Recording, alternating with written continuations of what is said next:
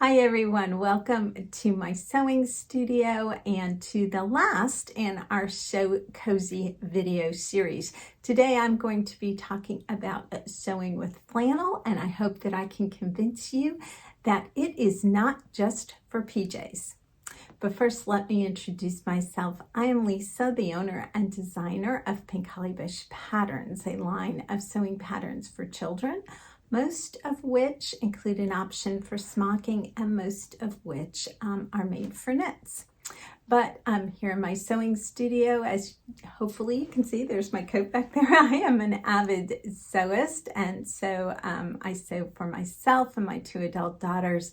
And so on my channel, we talk all things sewing and smocking. Today, we are going to talk about flannel. I have 6 reasons I hope that for why you should try sewing with it beyond just PJs, one of which includes smocking. So we're going to be talking about sewing for adults, sewing for children, and smocking with flannel. So with that, let's delve into my 6 reasons why I hope you give flannel a try. So the first one is that it is comfortable and cozy. Obviously, that's why we make PJs out of it, but it isn't just for PJs. I used flannel years ago when it was one of the first garments I made for my daughter. At the time, I made a simple Mary D jumper out of the flannel, and she just absolutely loved it. And it was a great transition piece for her. In the fall, we put a short sleeve t-shirt under it and she wore it. And then as we went into the winter, she put a turtleneck under it.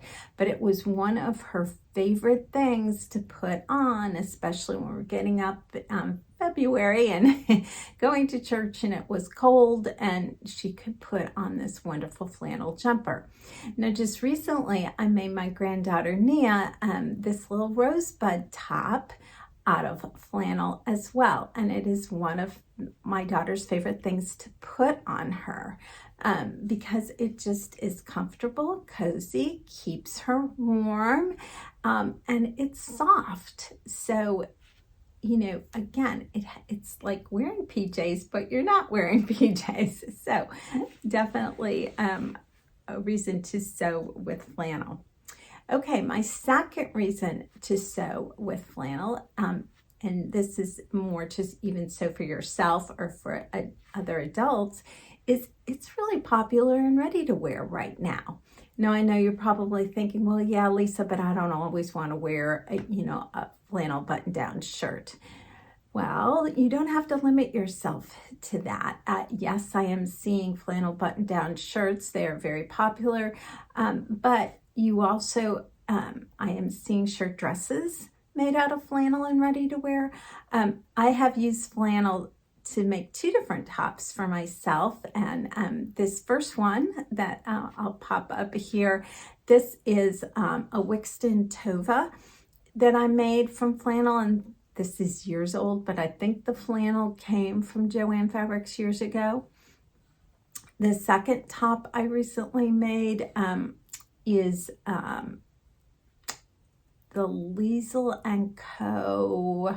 I will look it up and put in here. I should have thought to see exactly what it was. But top that I made myself. Again, you can see a very feminine top with the peplum and not a typical flannel shirt. But at the same time, when I put this on, I'm nice and warm and cozy again, a little bit dressed up, and yet I'm warm and comfy. So flannel, great option. You should really try it, and you will be right in style with everyone else who in ready to wear is wearing flannel. Okay, my third reason is it's a really easy fabric to work with. It's 100% cotton, it's woven, it doesn't stretch, it's a nice medium weight. So if you're used to working with a quilting cotton, this is really as easy. So if you're a little bit nervous about trying other things like rayon or a knit, Flannel has that same ease of a quilting cotton, and yet it has more drape, it's softer. So give it a try. It's so nice and easy to work with. Number 4, flannel is an inexpensive fabric. It's 100% cotton, but again, it's a really easy fabric to work with, and it's not that expensive. There's a lot of options. You can find some great flannel fabrics at Joann Fabrics or Hobby Lobby. Also find some great ones online that really isn't expensive.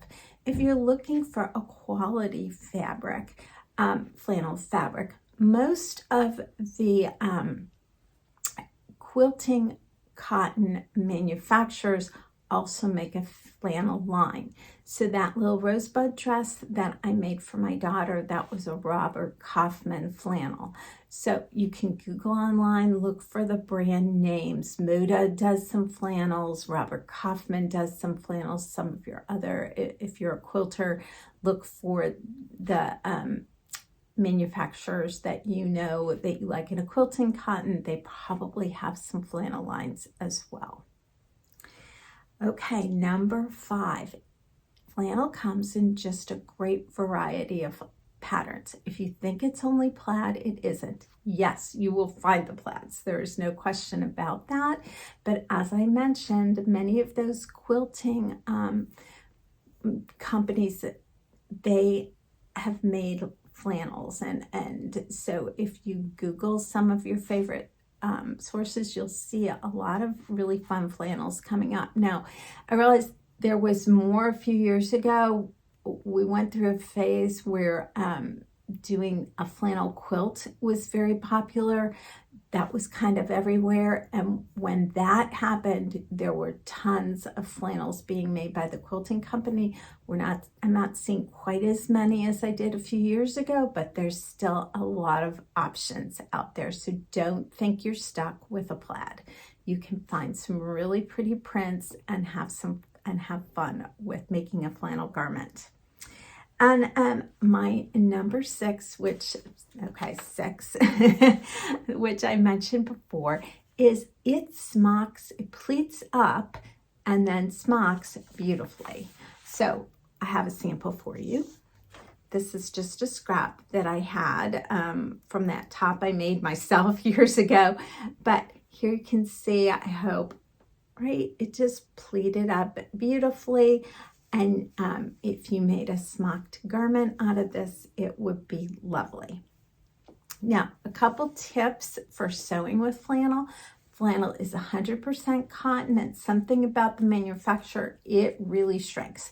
So you definitely want to wash and dry your flannel before you sew a garment for anybody. But once you do, it's really lovely. And of course, it softens over time. So again, a wonderful thing to sew with. My second tip is, if you are going to smock it, if you're going to pleat and smock it, and if you are going to do a bishop, especially, flannel is a little bit more of a bulkier fabric than we normally use for typically for the bishop. So it still would be a beautiful bishop, but I would definitely encourage you to pleat the bishop seamlessly. Trying to get the seams through a pleater, especially if you're trying to do French seams with a flannel, is going to be tough, and you're probably going to break needles. So I will put a link to the video that I have that shows you the method for pleating a bishop seamlessly. But